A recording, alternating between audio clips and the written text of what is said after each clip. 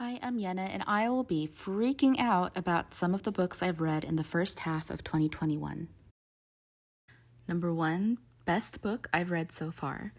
This is the book that finally pushed me to making my first video in April, Saigon by Phuc Tran. I read it in 2 sittings, but if I had 0 life responsibilities, then easily 1. Immediately drawn in from the first page, phenomenally blown away by the tight as a drum pacing, the innovative structure, the clockwork-like punchlines that hit every single time, the sheer intelligence and creativity and incredible life experiences that make this person this incredible human being that is Phuc Tran, a Vietnam refugee who grew up in Carlisle, Pennsylvania, and found salvation in great books. I heard about it from Alex at What Page Are You On when he was talking about Asian American experience books to read, so thank you very much, Alex, for the rec. I'm obviously still gushing about it. I wasn't a hotshot scholar myself in my youth. I was a solid A-B+ average student, but one of the things Tran says while talking about his student days reading the classics is it's all about finding and making connections with the things you read to the things you see in your own life. And his memoir is like what Richard Linklater, the director of the Before trilogy, says, and I'm paraphrasing, you don't need car chase scenes or the threat of world annihilation to tell a great story. Real life is drama enough. And Saigon is exemplary of that statement. It's hard to imagine anyone not liking this book because it's got everything. It's funny, it's heartbreaking, it's thrilling. As with most coming-of-age stories, it's relatable, but it's also unique in the sheer clarity of his individualistic voice. I implore you to read this book. Number 2, best sequel I've read so far. This is a big year for me, people. I'm reading the Elena Ferrante Neapolitan series for the first time, and I'm very excited for myself. Again, and Alex from What Page Are You On Rec? So thanks so much, Alex, you influencer you. So hands down, the best sequel has to be The Story of a New Name. This book is much like the Godfather trilogy, not so much an improvement of the first per se, but the thing that solidifies the greatness of the story you're realizing you've merely dipped your toes into and gets into it all. I annotated so much of the book, so many exclamation points, so many dramatic gasps while reading, and after every time Nino, a key figure of the story, appears or is mentioned, I had to just close the book and put it away and stare at the wall thinking, oh God, I can't. My heart. I know better, but do I? It's a story of how you can work and struggle to escape your childhood and where you come from, to create a better life for yourself, but still find all these seemingly unbreakable connections in your adulthood to your roots. I love how Ferrante has 0 qualms and how frequently she zooms out to go meta. Number 3, new release I haven't read yet, but want to.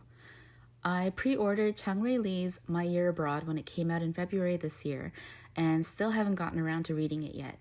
Last year, I was on this kick of supporting a lot of Korean writers by purchasing their hardcovers.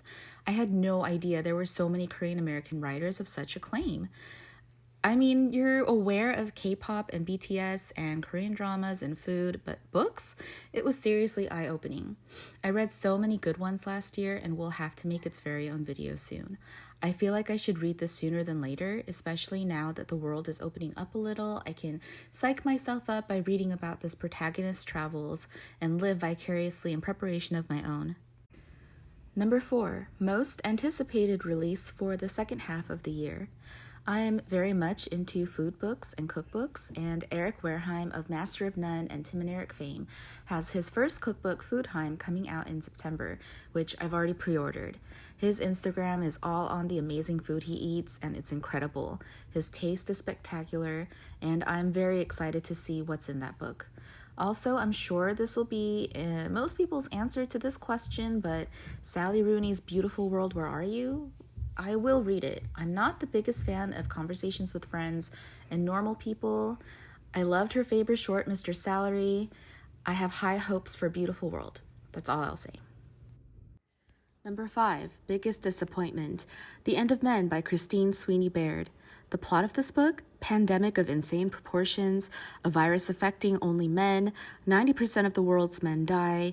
You can make the jokes of, oh, what tales of a utopian future will I find in this? But I was honestly just compelled by the premise and wondered where Sweeney Baird would take this incredible thought experiment. Unfortunately, she didn't take it very far at all. It was pretty stupid, mostly dwelled on the question of how will women date with the new shortage in men? Oh, how will gay men date? I'm not asking for the science behind this fictional virus to be super in-depth, but I'm also asking for it not to be laughable either, and it's offensively so. I guess spoilers, but I degaff because I seriously don't recommend this to anyone unless you want to read something dumb, but the virus is blamed on a crate full of quote-unquote illegal monkeys. Geopolitics is barely grazed, with a blip of a mention of a tentative peace in the Middle East finally achieved from a new matriarchal society, and a very wan drama involving the gasp audacity to sell a quickly formulated vaccine. Obviously, it's very easy for me now that our IRL pandemic has been playing out in real time to point out the realistic inaccuracies that mar the book, but that's really not the faults of the story. It's really the low quality of thought that went in making it. It was easily the biggest disappointment I read this year. Number 6, biggest surprise. I heard Ben from Doom Antidote recommending The Secret Lives of Church Ladies by Disha Filia, so I picked it up the next time I went to the bookstore and took it with me on one of my road trips this month. I read this in a single night in a hotel. No idea of the heartache, heartbreak, the sexiness that was to come. There's one with a peach cobbler that continues to live in the depths of my brain. Number 7, favorite new author, debut, or new to me. You guys, when I said I'm having quite the exciting reading year, I mean it. In Q1 of 2021, I read 4 of 5 of Ottessa Moshfegh's books for the first time. I still have to read Death in Her Hands, but My Year of Rest and Relaxation is the book that was my gateway into BookTube. I finished it and didn't know what to do with myself, and that's how I found a community of others who were also just as discombobulated with that book, and others. Number 8, newest fictional crush. So I also discovered the author Mary H.K. Choi recently and read Yolk when it came out in March, and pretty much immediately fell hard for Patrick. He's like the super cool, hot AF Korean American guys I knew in my youth and had crushes on, but fictionalized and polished. I wanted to talk through the night with him, go over each other's every insecurities, boink a lot in general, swoon. Number 9, newest favorite character.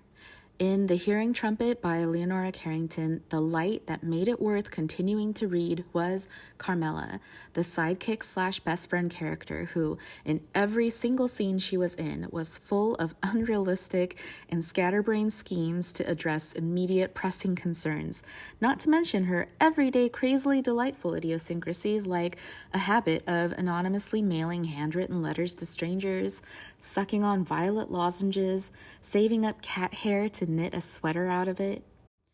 Number 10, book that made me cry. I do cry at just about everything, have been known to cry at commercials both sad and just beautiful. Nevertheless, I read 3 Women by Lisa Taddeo in January, and I had to put it down halfway for a while, and when I finished it, I just broke into a long, deep sob. I'm a millennial, so the aughts was when I spent my formative youth, and in our current age of woke, I think we're realizing that our learning curve is far outpacing our behavior change. At the time, I just wasn't aware of the misogynistic standards we were constantly exposed to and mired in, and how much that subconsciously affected us all. I think at the same time I was reading this, the Free Britney thing or the documentary came out, reminding everyone just how awful we'd regularly treat women as a society.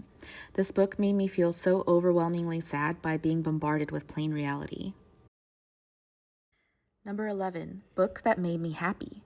Goodbye Again by Johnny Sun might seem like an odd choice since most of the essays are on burnout and depression, but just look how cute this book and the visuals very much reflect the sweetness and hopefulness that is captured in this really beautiful book. My reading experience of it was very pleasant and happy. Number 12, most beautiful book I bought so far.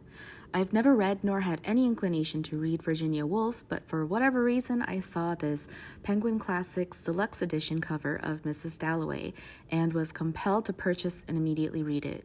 The illustration is stunning, very eye-catching because of the contrast between the yellow and black and the complementary colors of yellow and purple, and the line quality and the building details is quite striking.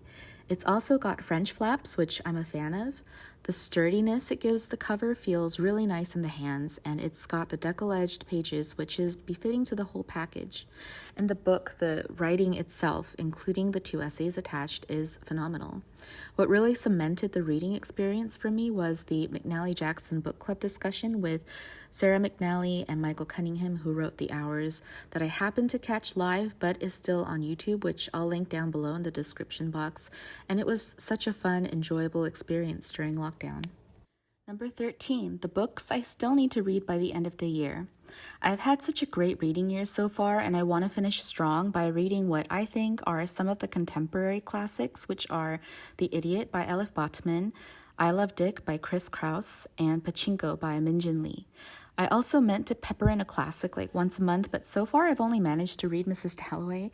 I'm aware of there being a Victober on BookTube, which is when you read Victorian books during October, so I'll squeeze some in then maybe. I just haven't done any other month's themes, and I just really have to read whatever I want when I want to in order to truly enjoy and digest the book. Thanks so much for watching till the end. I had strong feelings about every single book mentioned in this video, and I hope I've enticed you to check some of them out too. Bye!